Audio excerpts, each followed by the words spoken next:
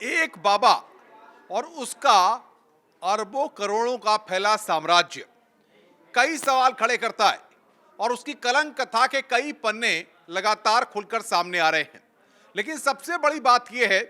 कि आखिर बाबा के पास ऐसी कौन सी शक्ति है जिसके बलबूते बाबा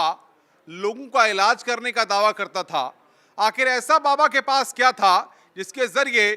वो तमाम महिलाओं को पूरी तरह से अपने वश में कर लेता था। ऐसा क्या था उस बाबा के पास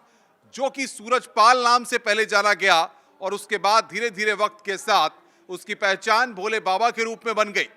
आज हम आपको बताने जा रहे हैं वो सबसे बड़ा खुलासा कि आखिर भोले बाबा के पास क्या था। क्या वाकई में भोले बाबा के पास कोई शक्ति थी या फिर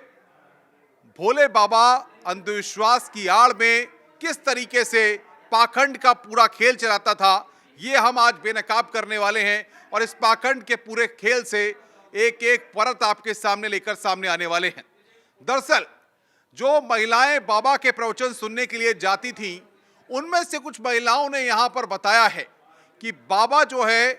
वो मोहिनी मंत्र जानता था और सबसे बड़ी बात यह है मोहिनी मंत्र और सम्मोहन की विधा में ये भोले बाबा बड़ा माहिर था। समझिए आप, अगर आपने कई हिंदी फिल्में देखी हो तो इंग्लिश में उसको हिप्नोटाइज करना कहते हैं, सम्मोहन करना कहते हैं कि अगर ये हाथ में पेन है और किसी व्यक्ति को हिप्नोटाइज करना है तो उसको बाकायदा टीका लगा करके उसकी आंखों में आंखें डाल करके, कुछ फिल्में भी ऐसी आई थी जिसमें एक फिल्मी हीरो कहता है कि आप मेरी आंखों में आंखें डालिए और 10 मिनट तक देखिए, उसके बाद जो मैं कहूंगा फिर आपको वही करना है। यानी कि आप समझ लीजिए कि अगर कोई व्यक्ति किसी से सम्मोहित हो जाता है, सम्मोहन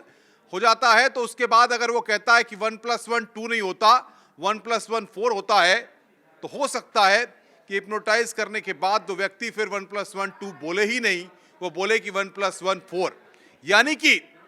वो इतना प्रभावित हो जाता है, इतना झुकाव उसका उस तरफ हो जाता है कि वो फिर सामने वाले के कहने पर ही चलने के लिए या उसके साथ जो उसकी बातें हैं उस पर आगे बढ़ने के लिए तैयार हो जाता है। कई ऐसी चीजें हैं, कई किताबें अगर आप देखें तो कई राइटर्स ऐसे हैं जिन्होंने कि हिंदी में भी और इंग्लिश में भी हिप्नोटाइज करने को लेकर के कई किताबें लिखी हैं।